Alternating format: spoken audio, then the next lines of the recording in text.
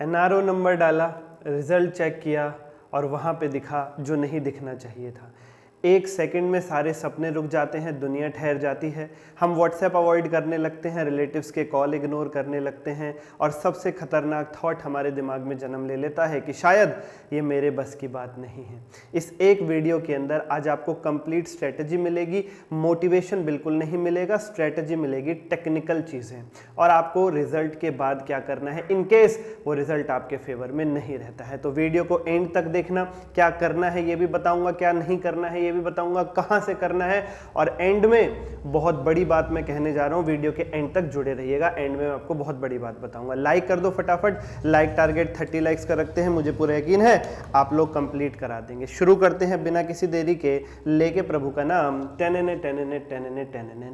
Strategy if you do not pass on 1 मार्च। देखिए सबसे पहले तो फिंगर्स क्रॉस्ड बच्चा पार्टी, मैं तो कहूँ आप सब लोग पास हों, 100 के 100% रिजल्ट आए, लेकिन ऐसा हो सकता है क्या? वही तो मैं कह रहा हूँ, प्रैक्टिकल वीडियो है ये, इसलिए थोड़ा सा हार्श वर्ड अगर आपको लगे, मैं नहीं बोल रहा हूँ अपनी तरफ से, आपको लगे तो कोऑपरेट कीजिएगा और हाँ कमेंट जरूर कीजिएगा कि इस बार फोड़ देंगे, इस बार नहीं छोड़ेंगे। हर अटेम्प्ट के बाद मुझे मैसेजेस आते हैं, सर मेहनत करी थी फिर भी फेल हो गए, सर अपना दिया था बेस्ट फिर भी नहीं निकल पाए। 90% स्टूडेंट मार्क की वजह से नहीं, wrong planning, wrong revision, wrong mindset की वजह से फेल होते हैं। अगर आप फेल हुए हैं तो ये वीडियो आपका टर्निंग पॉइंट साबित होगी, मेरा वादा है। आइए बच्चा पार्टी शुरू करते हैं।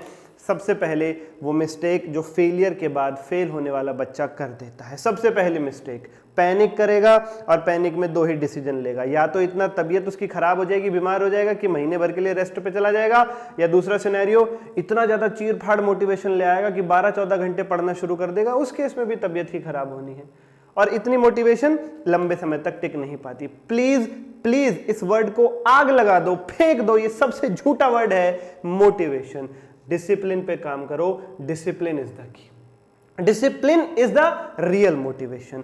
भैया ओवर मोटिवेशन में 15 घंटे नहीं पढ़ना है, बर्नआउट होगा, लॉन्ग ब्रेक, मोमेंटम खत्म हो जाएगा। अगर एक दिन में ऐसा करोगे तो फिर लॉन्ग ब्रेक मांगोगे। फेलियर के बाद इमोशन से नहीं, सिस्टम से कमबैक होता है, सबसे पहले ये ध्यान रखना है इन केस अगर कोई बच्चा फेल होता है। तो अगली बात, रिजल्ट के बाद इन केस वो नेगेटिव रहता है, आपको पहले एनालाइज करना, पहले ही दिन से रिजल्ट, फेल रिजल्ट के अगले ही दिन से पढ़ना शुरू मत कर देना, एनालाइज करना क्यों फेल हुए हो। ये वो डिफरेंस है जो फेलियर के बाद दोबारा फेल होने वाले और एक फेलियर के बाद अच्छे मार्क्स से, तगड़े मार्क्स से पास या रैंक लाने वाले बच्चे के बीच में होता है। सब फेल होते हैं सरकार, जितनी बड़ी बड़ी फैकल्टीज आप देख रहे हैं पढ़ा रहे हैं सीए में, कहीं ना कहीं सब फेल हुए हैं, इक्का दुक्का का मैं नहीं कह सकता अगर वो ऑल ओवर फर्स्ट अटेम्प्ट में गए हैं तो, लेकिन वो सीए ही क्या जो फेल ना हुआ, सीधी बात है। मैं अपनी बात करता हूं, मैं तो हुआ भाई फाइनल लेवल पे फेल, ठीक है, तो क्या हुआ फिर उसके बाद यही तो किया, फेल रिजल्ट के बाद ये देखा क्यों फेल हुए हैं, तुम काम करना शुरू कर देते, तुम्हें पता नहीं है कारण क्या है फेलियर का, क्यों हुआ, पहले जानो,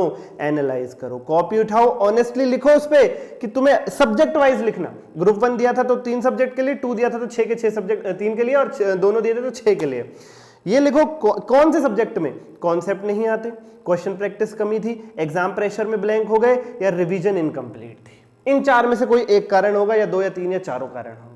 तो पर सब्जेक्ट के लिए रीजन लिखना, पहले एनालाइज करना कि इनमें से हमारा कौन सा कारण है, फिर उस पे तुम काम करना भाई, फिर उस पे काम करना। स्ट्रॉन्ग, एवरेज और डेंजरस चैप्टर्स को आइडेंटिफाई कर लेना हर एक सब्जेक्ट के अंदर।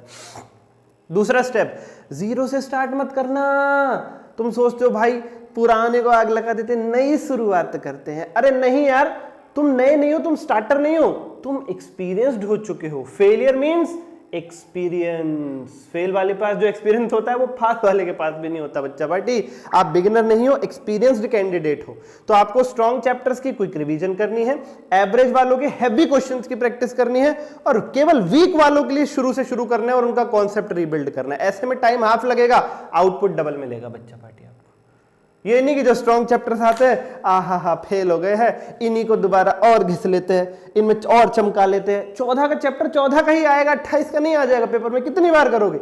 जिन कारण से, जिन चैप्टर से फेल हुए हो उन पे काम करो, उन पे आ जाओ बच्चा पार्टी। नया स्टडी स्ट्रक्चर क्या कहता है? 3 ब्लॉक बनाइए बच्चा पार्टी। ब्लॉक 1 कॉन्सेप्ट रिवाइज कीजिए, ब्लॉक 2 में क्वेश्चन प्रैक्टिस कीजिए, और ब्लॉक 3 में रिवीजन लूप, जो आपकी रिवीजन में कमी रह गई है उस पे काम कीजिए। यानी अभी जो हमने एनालिसिस किया था रिजल्ट के बाद, मैंने आपको बताया था कि भाई अपनी अपनी कमियां ढूंढो, फिर उन कमियों पे अकॉर्डिंगली आपको काम करना है। अगर कॉन्सेप्ट में ज्यादा कमी है तो उस पर ज्यादा पढ़ाई करो, क्वेश्चन प्रैक्टिस में ज्यादा कमी निकली है तो उसको ज्यादा करो, और अगर रिवीजन में कमी निकली है तो फिर रिवीजन पे काम करो। पढ़ो कम, रिवाइज ज्यादा करो। क्यों? तुम एक्सपीरियंस्ड हो। हाँ, इनकेस तुम अल्ट्रा प्रो मैक्स लेजेंड रहे हो कि तुम फेल इतने नंबर से तुम्हारे 20 से 40 50 नंबर आए तो भैया शुरू से ही शुरू कर लेना, फिर मैं मना नहीं कर रहा हूं। पर इनकेस कहीं आपके 100 125 इतने नंबर आए हैं या उससे भी ज्यादा, तो भाई कोई दिक्कत नहीं, कोई दिक्कत नहीं कैसे भी। फिर आप रिवाइज ज्यादा करो और अगली बार कमबैक का सोचो, अगली बार कमबैक का। पीछे वाले को आग लगा दो, बिल्कुल आग लगा दो पूरे तरीके से। Mental reset, real problem marks नहीं, कॉन्फिडेंस ब्रेक हो जाता है। एग्जाम फेलियर लाइफ फेलियर नहीं होता बच्चा पार्टी। कंपैरिजन बंद करो। सीए जर्नी भाई कोई 100 मीटर की दौड़ नहीं है, मैराथन है, चलता रहता है। आगे पीछे दोस्त यार हो जाते, कोई दोस्त पास हो गया चिंता ना करना, चिंता ना करना, तुम्हारा भी नंबर आएगा। और डिग्री लेने तक की यात्रा तो बहुत छोटी है, असल यात्रा उसके बाद शुरू होती है। आप बिजनेस करते हो, प्रैक्टिस में जाते हो, जॉब में जाते हो, इंटरेस्ट मिलता है कि नहीं मिलता, पैसे कितने मिलते हैं, क्या यात्रा है, वर्क लाइफ बैलेंस है कि नहीं, वो सबसे ये बनने के बाद की समस्याएं भी हैं। इसलिए कोई आगे निकल गया तो ये मत सोचना कि उसकी लाइफ 7 स्टार हो गई है, वो अगली समस्याओं से टकरा रहा है, तो थोड़ा जल्दी टकरा रहा है, तुम बाद में टकराओगे। मैराथन है, आगे पीछे चलता रहता है, कोई दिक्कत नहीं इसके अंदर। और प्यारे बच्चों, जैसा मैंने कहा था कि नेक्स्ट 30 डेज का ये रूल बना लीजिए, फिक्स स्टडी टाइम कीजिए अपना, वीकली मॉक टेस्ट दीजिए, पूरी रिवीजन कीजिए और फोन डिस्ट्रैक्शन को हो सके तो साइड कीजिए। और बड़ी बात जो मैं बोलने वाला था, आज का रिजल्ट आपका फाइनल जजमेंट नहीं है। इनकेस नेगेटिव रहा है तो आप फेल नहीं हुए हो, सिस्टम अपग्रेड का सिग्नल मिला है, अपने आप को सुधारने का सिग्नल मिला है, सुधारो और अगले रिजल्ट को बदल दो। कॉमेंट में लिखो कमबैक स्टार्टेड। मैं एडवांस अकाउंट्स में आपकी मदद कर सकता हूं। एग्जाम ओरिएंटेड बैच है जिसके अंदर 110 घंटे में RTO PYQ MCQ chapter wise test और प्रेजेंटेशन में कॉन्सेप्ट सब कुछ है। स्क्रैच से करोगे तो भी समझ में आएगा। उसका डेमो और एनरोलमेंट दोनों का लिंक वीडियो के डिस्क्रिप्शन में मिलेगा, जाइए और एनरोल कीजिए। तब तक के लिए धन्यवाद, टेक केयर, बाय बाय।